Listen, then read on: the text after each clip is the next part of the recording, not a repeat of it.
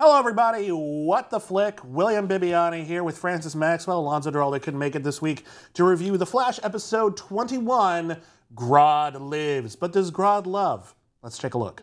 I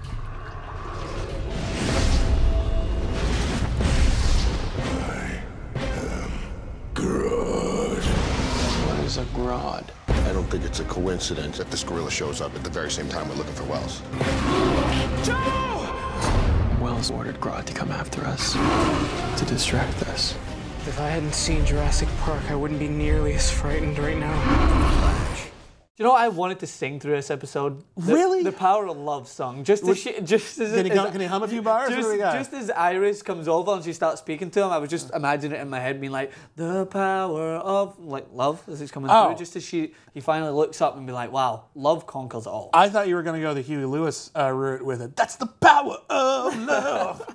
That would work fine as well. Anything with the power of love in the song lyrics would work because that's what it was. Yeah. An episode about how his love for Iris will overcome any sort of mind manipulation, no matter who it's coming from. I feel like the overall message of this particular episode is whether it's Harrison Wells or Iris, Barry is useless unless someone is shouting encouragement into his ear. Yes. I believe in you. Run, Barry, run. Run, Barry. You can do it. And indeed he can. Yes, he can. Indeed When someone shouts at him. And there's always, do you notice when someone's mad at someone in a lot of these shows, it's always that exact same line. It's always like, I'm not mad. I'm just disappointed in you. And that's so much worse than someone just being like, you know what, I'm mad at you. Because you'd rather that, but no, they're disappointed. Well, mad at you is something that's like, it can be on me. That's just me. I'm mad. I'll get over it. But I'm disappointed in you. That's on you. That just reminds me of what my mom used to say. I'm not mad, Francis. I'm just disappointed. I'm like, is that how you turned out this way? I really messed up. Was she coming out like your fashion sense at the time? She might is that have why been. you're She's so like, dapper I'm now? mad at the way you look. I'm not mad at the way you look. I'm just disappointed. Wow. Suits on. More vests. But more vests. You can never have enough vests. I'm particularly bummed that Alonzo can't be here in this region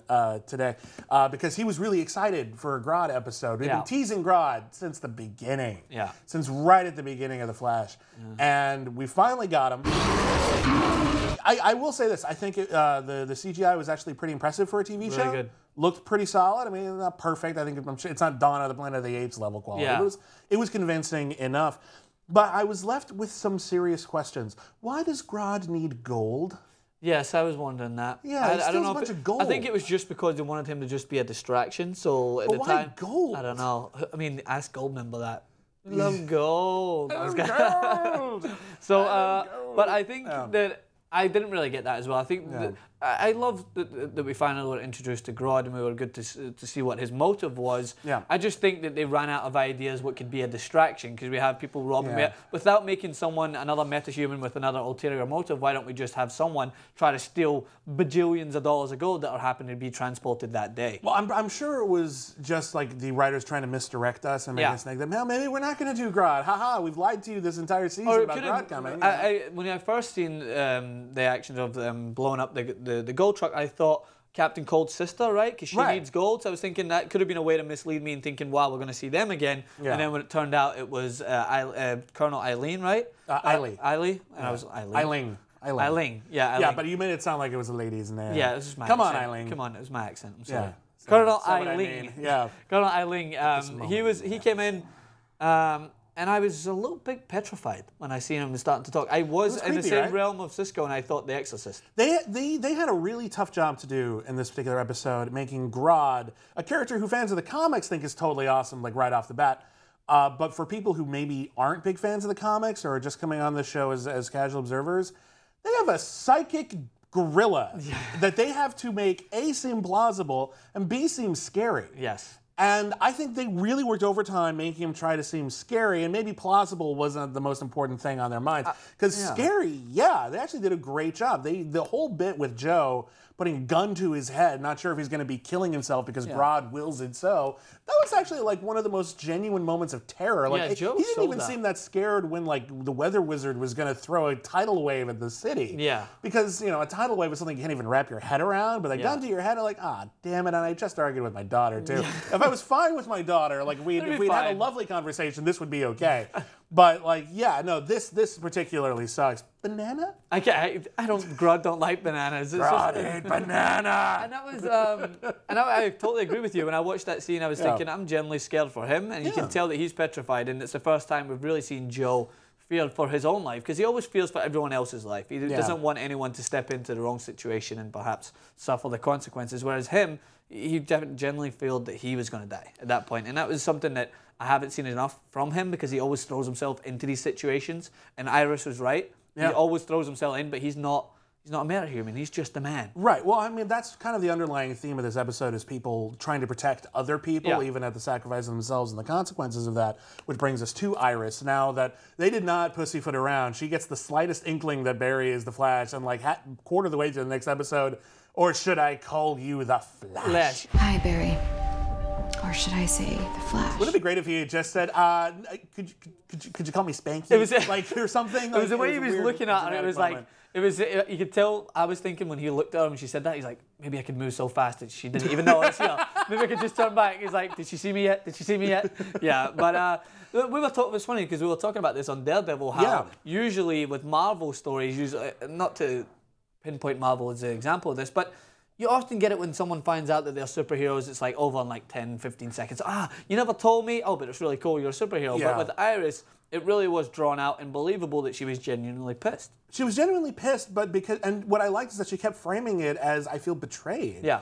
You were all lying to me? Like, everyone? I'm like the only one who didn't know? And like, it's how funny, shitty is that? And it's funny because it's always the same excuse, which she is right, it is the same excuse, trying to protect her. But she's been at the forefront of a lot of these metahumans problems. She was in with the one with the weather wizard, she was at the forefront of that. The one with the big bully from high school, remember him? Yeah. She was so she's not exactly doing a good job with protecting him anyway. It's always this fallacy. It always frustrated me. The same thing with Superman. It was like, I can't tell Lois Lane because if I did, my enemies, they're kidnapping her every week anyway. Every week. Yeah. Like at this point, like it's kind of futile. I know, like they don't even whip out their best excuse, which is that the man in yellow specifically threatened you if we told you. Specifically. Yeah. And we can't control him. Like you could be dead in a second. Like the second we told you, you could just be gone, like for all we know. So that would have been a better excuse. I don't know why they didn't trot that one out. That's what I thought. He should have used that. But what about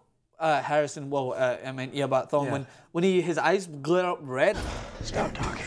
So he's physically able to just like flare up like that? Like, I didn't understand how he could do it. It's a speed force. I mean, like, we see Barry whenever he's running, he generates these electricity things, etc. So, like, it makes sense that other speedsters would have similar abilities. And, Harrison Wells, Thawne, whatever you want to call him, the Reverse Flash, has been doing this a lot longer and seems to have the capacity for a lot more control. Yeah. He might just be vibrating his eyes so fast that he got red eye. Yeah. Just like, and now it just looks like they're glowing because they're vibrating so much. Then he just pops off and goes... Oh, yeah. Better.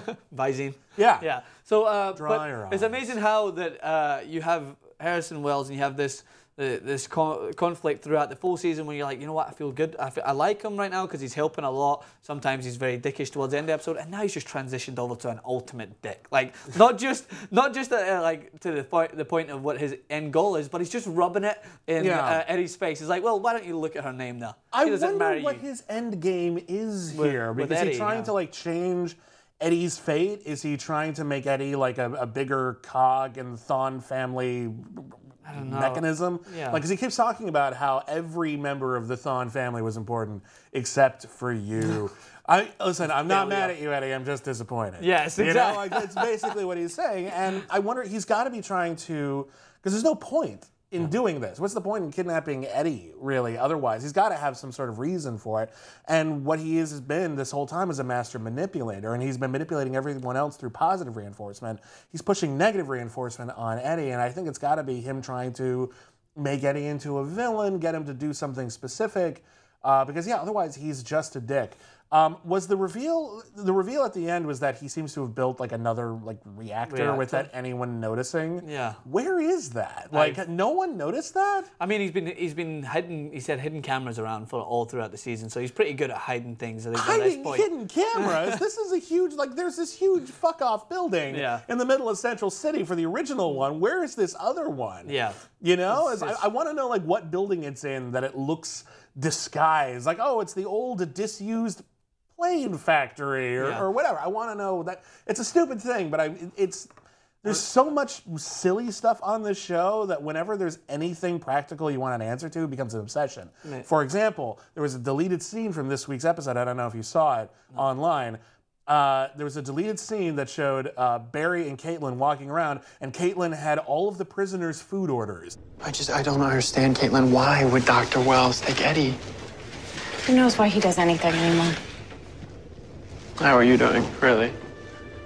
Coming to terms with the fact that your boss is not only from the future, but also the Reverse Flash, and killed your friend's mom. I'm not going to get over that anytime soon. They had like from Big Belly Burger and like fancy Thai places. I thought you were going to say she had a bucket and she was just like cleaning up all the cells. Haven't gotten to the poo yet, but we at least know that they not only are they getting fed, but they're getting fed like their specific orders. Yeah, it's what Alonzo continually asks. Like, where are they pooping? We don't know yet. We still don't know about the poop, so I appreciate the effort. Find out. They put the deleted scene online, so the question has been answered, but we need your poop. Yeah. Flash creators, producers of The Flash, where is the poop? Where is it coming from? We demand the poop. We know where it's coming from. Where is it going?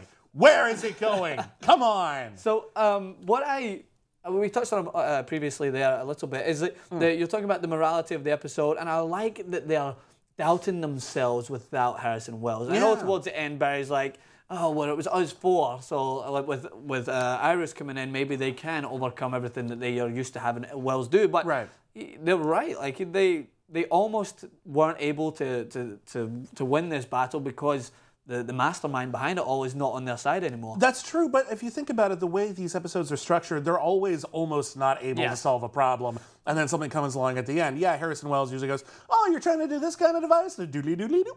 Boom. Got that device. Well done. But then there's always some kind of problem.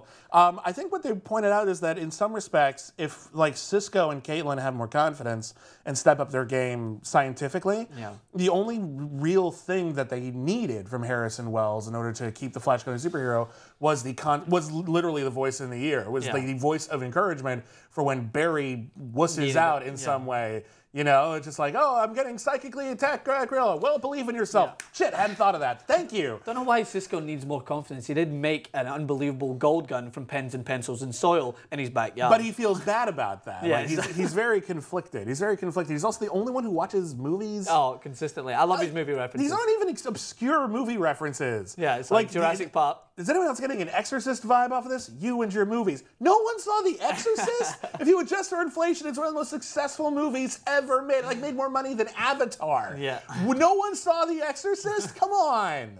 Come on. I'm starting to see instances of both Foggy and Cisco in you. You might be a combination of both, which is the best compliment I think you could ever receive. I'm fine with that. I'm fine with that. Awesome. I'm an excellent booty call. I'm very, very smart. You can make gold guns from nothing.